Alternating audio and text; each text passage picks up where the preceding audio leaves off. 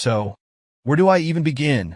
I guess it all started with the arguments, the usual stuff about money. I mean, every couple fights about finances, right? But with Alice, it wasn't just about not having enough. It was like she wanted more than I could ever give her. We were never poor, but we weren't exactly rolling in it either. I work a regular job. Nothing glamorous, but it pays the bills. Or at least it used to. Alice? She wanted the life we saw in those damn TV shows, fancy dinners, designer clothes, the whole thing. It wasn't like that when we first got together.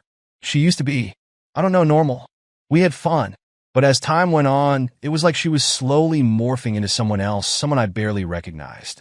The fight started small, like why I couldn't afford to take her on vacation, or why we were still driving the same old car. But they escalated. There were nights where we would barely talk. And when we did, it was like she was just pissed off, and I was left feeling like I wasn't enough. And then one day, the arguments just stopped. At first, I thought it was a good thing, like maybe we'd turned a corner. But no, something felt off. Alice wasn't nagging me about money anymore, but she started coming home with stuff we definitely couldn't afford. The first thing was this designer handbag. I didn't even know the brand, but it screamed expensive. I asked her, "Where'd you get that?" She just waved it off, saying it was on sale. Practically a steal. It didn't sit right with me, but I let it go. I didn't want to start another fight, I was tired, man. Tired of the constant back and forth. But then there was more. Jewelry, a new phone, stuff that we just couldn't afford. Every time I questioned it, Alice had some excuse ready. Sales, knockoffs, whatever. I tried to convince myself that maybe I was overreacting, that maybe she had found some unbelievable deals. But deep down, something wasn't adding up. Our conversations about money became non-existent. It was like the topic had vanished overnight. But I couldn't shake this weird feeling. I catch her glancing at her phone all the time, smiling at messages that I wasn't privy to. If I asked who it was, she'd say, just Suzanne or just a friend from work. She was brushing me off, dismissing me like I was some idiot who didn't know any better. It was subtle at first, the way she would turn her body away when she was texting or how her tone changed when she answered certain calls. I try not to make a big deal out of it. Maybe I was paranoid, I told myself. After all, our relationship wasn't exactly bad. It just wasn't the same. You tell yourself all kinds of things to avoid the truth, right? You try to ignore the little red flags because the alternative is too much to handle. But man, looking back, I was blind. Things at work were the same as always, boring as hell, but reliable. I wasn't the kind of guy who liked to complain, but sometimes during lunch, my buddies and I would talk about our marriages. Mike, this guy from accounting, would go on about how his wife had maxed out their credit card on some new kitchen appliance, and the whole table would groan in understanding. There was always someone with a story about financial stress, about how money was tight, or how their wives wanted things they couldn't afford. It was relatable, At least it was for me. But as they shared their stories, I found myself staying quieter, not because I didn't have anything to say, but because I didn't want to admit that things were off. The more Alice pulled away, the more I tried to convince myself it was nothing. There was this one day at work when Mike started talking about how he and his wife were seeing a therapist because of money problems. I remember feeling this weird pang in my chest because I knew, deep down, that I should have been talking to someone too. But I didn't. I just nodded along, pretending that everything at home was fine. I was a fool for not seeing it earlier. As time went on, Alice became more and more distant. It wasn't just the expensive stuff or the secrecy around her phone. It was her attitude. She was always distracted, like she wasn't really there even when she was sitting right next to me. Our conversations became shallow, just surface-level stuff. I'd ask her about her day, and she'd give me short, clipped answers, like she couldn't be bothered. Hell, she barely even touched me anymore. Not that I'm saying our sex life was incredible before, but now it was like she couldn't stand the sight of me.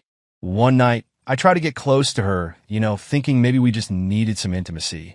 She pulled away, saying she was tired, but the way she said it, it was different. There was no warmth, no love, nothing. Just cold rejection. And that's when it hit me. She wasn't just tired. She was done. But here's the kicker. She wasn't done with life. Oh no, she had plenty of energy for her friends and her nights out. It's just me she had no time for. I'd see her getting dressed up to go out, looking like she was headed to some high-end club, while I sat there in my worn-out jeans and a hoodie, wondering what the hell happened to the woman I married. And the worst part? I ignored it. I mean, who does that? I kept telling myself it was a phase, that maybe work was stressing her out, or maybe she was just going through something. I even convinced myself that maybe I was the problem. Maybe I wasn't doing enough. Maybe I wasn't making her feel loved. I started trying harder, doing more around the house, planning little date nights. Nothing extravagant because, let's face it, we couldn't afford much. But no matter what I did, it was never enough.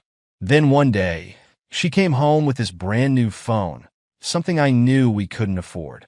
I asked her about it, half joking. What? Did you rob a bank or something? She just laughed, brushing me off again. Got it on a great deal, she said. That's when I knew something was seriously wrong. That was the moment when I couldn't keep lying to myself anymore. I started paying closer attention to everything. Her phone, the way she dressed, the way she carried herself. And I realized it had all changed. She was someone else. And I had no idea why. But I was going to find out. You know that gut feeling when something just doesn't add up? It's like a whisper in the back of your mind that you try to ignore, but eventually, it's all you can think about. That was me, a few weeks after I'd finally admitted to myself that Alice wasn't the woman I married anymore. I couldn't shake it, the weird shifts in her behavior, the new expensive crap she was showing off. But I didn't have any proof, just this nagging feeling that something was way off. And then it happened, the moment I couldn't ignore any longer. It was a Saturday morning. Alice told me she was going out for coffee with Suzanne, one of her few close friends. Seemed innocent enough, right? I wasn't trying to be a suspicious husband or anything, but I felt restless. Something had been bugging me about that designer bag she brought home a few weeks ago. She said it was a cheap knockoff from some sale, but the more I looked at it, the more I doubted her story. I mean, I wouldn't know a real designer bag from a fake one, but it didn't feel cheap. It looked legit, too legit. And for someone who claimed we were barely scraping by, she sure was flaunting a lot of expensive stuff lately. I sat on the couch, staring at the bag for what felt like hours. I knew I shouldn't, but I had to know the truth. My fingers itched to grab it, to check if I was just overthinking everything. So I picked it up, flipped it over in my hands, and decided to search the internet. Maybe there was some way to tell if it was real or not. After a few minutes of Googling, I found some tips, ways to spot fakes. I compared everything, the stitching, the logo, even the tiny details like the zipper. And then it hit me like a punch to the gut. This bag was the real deal, a genuine designer piece worth more than we had in our savings. We couldn't afford this. Hell, we couldn't afford half of the stuff she'd been flaunting lately. My heart sank, and this sick feeling crept into my stomach. She'd lied.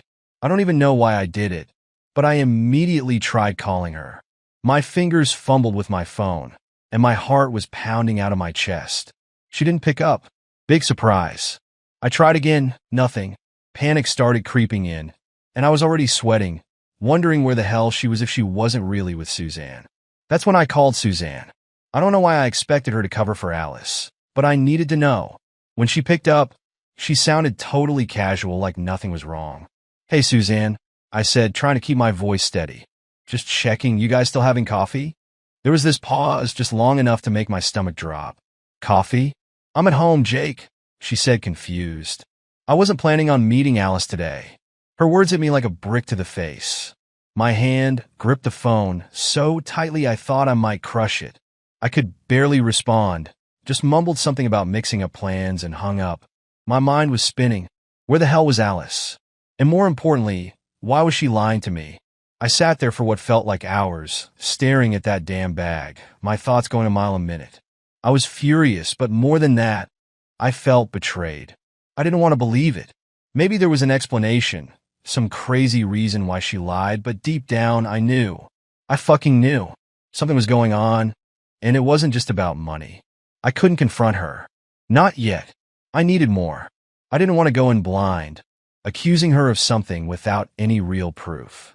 So, I decided I'd play it smart, or at least try to. I needed to gather more evidence before I brought it up. I had to know the full truth, even if it tore me apart. The rest of the day, I was a mess. I couldn't think straight. Every time my phone buzzed, I'd jump, hoping it was Alice, but she didn't call. When she finally got home, it was late, and she barely looked at me. She just threw her bag down and said she was exhausted. No explanation, no excuse for where she'd been all day. I didn't press her. Not yet. I wasn't ready. I just nodded, like the fucking idiot I was, and let her go to bed without saying a word. But inside, my mind was racing. I kept thinking back to when we first got married. There was a time when I trusted her completely. We had nothing back then, but we had each other, and that was enough. Or at least I thought it was. Now all I could think about was how much had changed. I remember our wedding day so clearly. Alice looked so beautiful, like someone out of a dream, and I thought I was the luckiest guy in the world. She made me feel like I could do anything. Back then, we didn't care about money. We barely had enough to pay rent, but we were happy. At least I was. I wonder if she ever was, or if this was always lurking beneath the surface, waiting for the right moment to come out. Those memories only made the current situation more painful. I loved her, trusted her, and now I didn't know what to think anymore. Every little thing she did seemed suspicious. That night, as I lay in bed next to her, I couldn't sleep. I kept replaying everything in my head, the lies, the excuses, the expensive crap she kept bringing home. Was this the same woman I married? Or had she been hiding this side of herself all along? The next morning, she brought home another new phone. It was shiny, sleek, definitely not something we could afford. I stared at it like it was some kind of symbol, proof that I was right. She noticed me looking at it and just shrugged. Got it on a great deal, she said, her voice flat, like it was the most normal thing in the world. I didn't respond. I couldn't. My mind was screaming at me to say something, to demand answers, but I held back. I wasn't ready for that confrontation yet. I needed more. I needed to know for sure. That day, I decided I'd keep watching. I'd find out where she was going, who she was with. The old me would have never done something like this, never snooped around or doubted her like that. But I wasn't the same guy anymore. She'd made me this way. All the trust was gone, replaced by this gnawing feeling that I couldn't shake. I didn't know how far I was willing to go to find the truth, but I knew I couldn't stop now.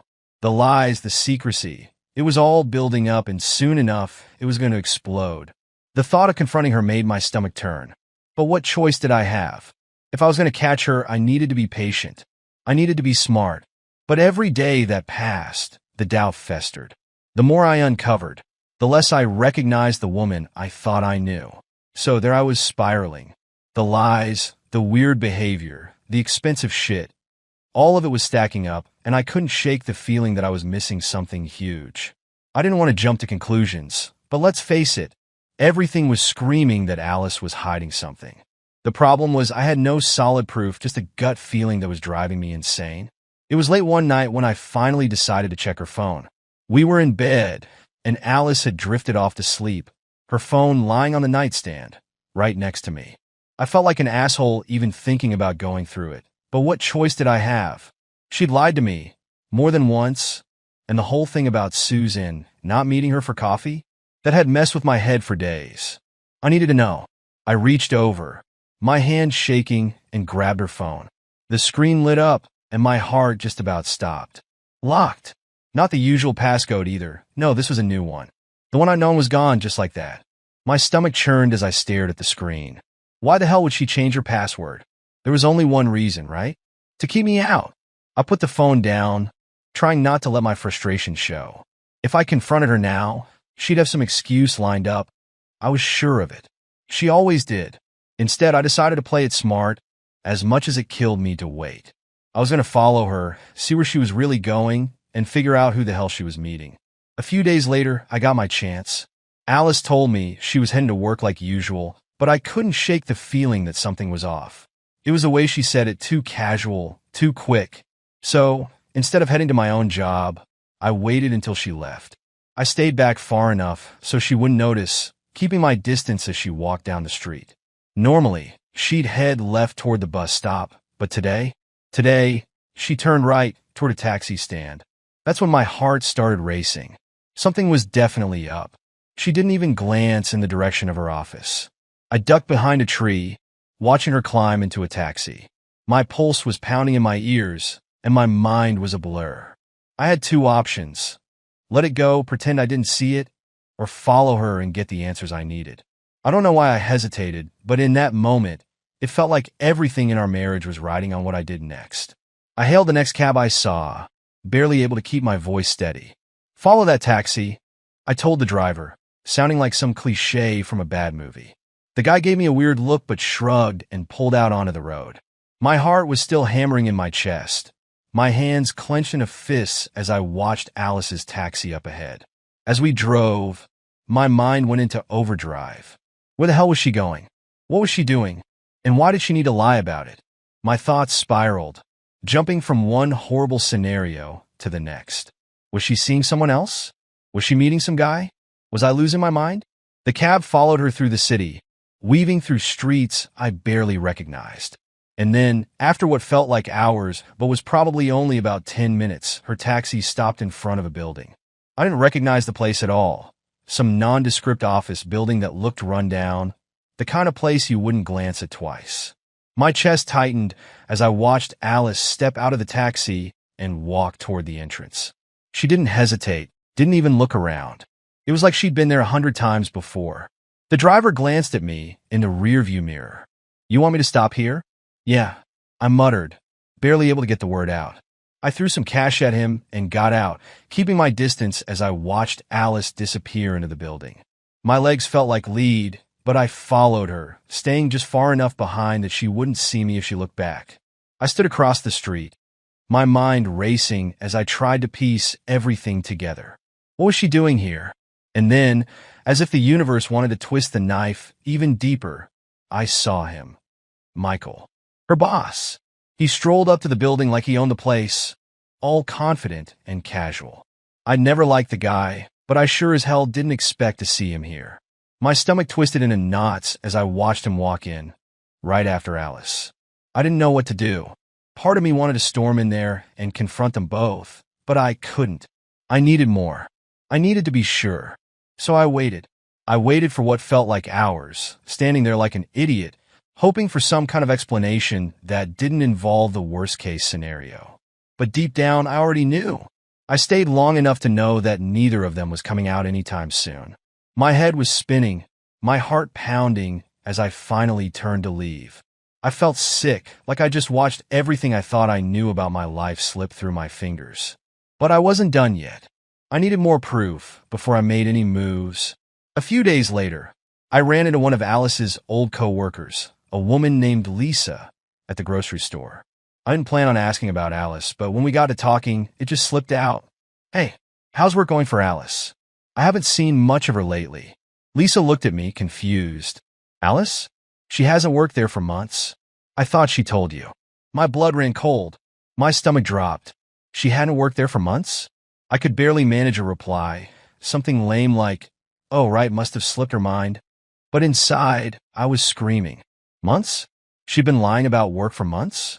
As I left the store, my head was spinning. What the hell had she been doing all that time? If she wasn't at work, where was she? What the hell was going on? Everything started to click into place. The designer bags, the expensive crap, the secret meetings. Alice had been living a double life, and I had been too blind to see it. I walked around aimlessly after that, trying to clear my head. I watched other couples, people holding hands, laughing, going about their day like everything was fine. And all I could think about was how isolated I felt, how completely alone I was in this mess. I wanted to scream, to confront her right then and there, but I couldn't. Not yet. I needed more. The lies had been building up for months, maybe even years, and I was only just starting to uncover the truth. I didn't want to believe it, but there was no denying it now. Alice wasn't just hiding things from me. She was living an entirely different life right under my nose. And I was going to find out exactly what that life was, even if it killed me. After what I'd seen, I couldn't shake the feeling that Michael was the key to everything. He wasn't just Alice's boss anymore. He was something more. And if he was involved, then maybe his wife, Victoria, was in the dark just like me. It didn't take much to find her on social media. A few clicks and there she was, smiling in all these pictures with him, like everything was perfect. It made me sick to think that she probably had no idea her life was a sham, just like mine. I hesitated before sending her a message. I mean, what the hell was I even supposed to say? "Hey, I think your husband is screwing my wife." Want to grab coffee? But I had to know. I had to get more information. So I typed out a simple message, vague but direct. Hey, I need to talk to you. It's about Michael and Alice. Please, it's important. And I hit send before I could second-guess myself. A couple of hours later, she replied. I wasn't expecting her to get back to me that fast, but there it was, a short, almost curt message. What is this about? Meet me at the cafe on Broad Street tomorrow, 2 p.m. That was it. No small talk, no confusion. Just straight to the point. The next day, I showed up early, my nerves frayed. I hadn't told Alice where I was going. She'd been acting all sweet lately, as if nothing had changed. It was driving me insane. She didn't know I had figured things out, and I needed to keep it that way for now. Victoria walked in a little after 2, dressed to perfection, like she had just stepped out of a magazine. She was older than Alice, but there was this confidence about her, something that drew you in. I wondered if Michael had any idea what kind of woman he was betraying. She spotted me immediately and walked over, her eyes cold, calculating. She didn't even sit down at first. She just looked at me like she was sizing me up. What do you want? She asked, not bothering with pleasantries. I took a deep breath and launched into it. I think Michael is having an affair with my wife. Her face barely changed. It was like I hadn't said anything out of the ordinary. She just raised an eyebrow and crossed her arms. And why should I believe you? Frustrated, I told her everything. How Alice had been lying for months, the designer bags, the secret trips, the fact that I'd seen Michael walk into that building with her. I laid it all out, trying to sound as rational as possible, even though my insides were burning. But she wasn't having it. She shook her head and stood up. I don't have time for this nonsense, she snapped. You must be mistaken. Michael isn't. He wouldn't do that. Before I could say another word, she turned on her heel and left. Just like that. My heart sank. I didn't even know why I had expected her to believe me. Maybe because if the situation was reversed, I would have wanted to know. But I guess it's different when you're the one being told your life is a lie. I went home that night, angrier than I had been before. Alice was already there, acting like the perfect wife. I couldn't even look at her. Every time she smiled, every time she asked me how my day was, I wanted to scream, but I didn't. Not yet. Then, out of nowhere, a few days later, I got a call. It was Victoria. She sounded different this time, defeated. Jake, I need to see you, she said, her voice quiet. You were right. About Michael and Alice. Meet me at the bar on 8th. I showed up that evening, not knowing what to expect. When I walked in, I spotted her at the bar, a drink already in her hand. She looked tired, like she hadn't slept in days. I slid onto the stool next to her, and before I could even say anything, she spoke. I hired someone, she said, her eyes fixed on the glass in front of her. A private investigator. Followed Michael for a week. And well, you were right. He's been meeting your wife. Regularly. Hearing it out loud from someone else hit me like a freight train. Even though I had already suspected it, confirmation felt like a dagger to the chest. I downed my drink in one go, the burn doing nothing to ease the pain. Victoria ordered another round, and soon, the two of us were sitting there, drinking more than we probably should have. She told me about how she'd had her suspicions for months, but pushed them aside, convincing herself that Michael was just busy with work. I told her about the lies Alice had been feeding me, about the fake coffee dates, and the bullshit excuses. We were both in the same sinking boat, and for the first time in weeks, I didn't feel completely alone. It wasn't long before the conversation shifted, became more personal.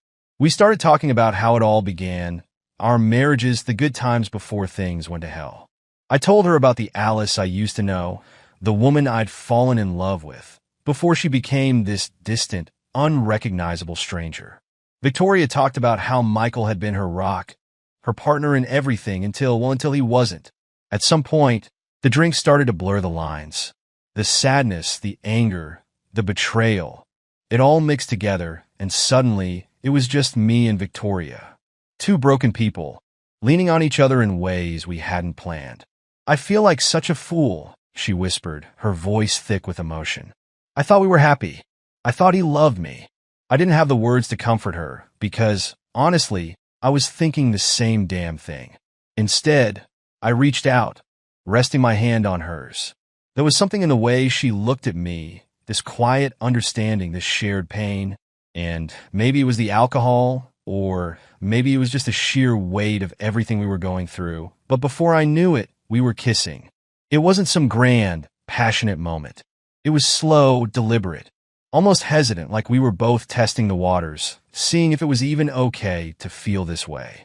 But then, it grew more intense, more desperate, as the weight of our shared betrayal drove us closer. We stumbled out of the bar,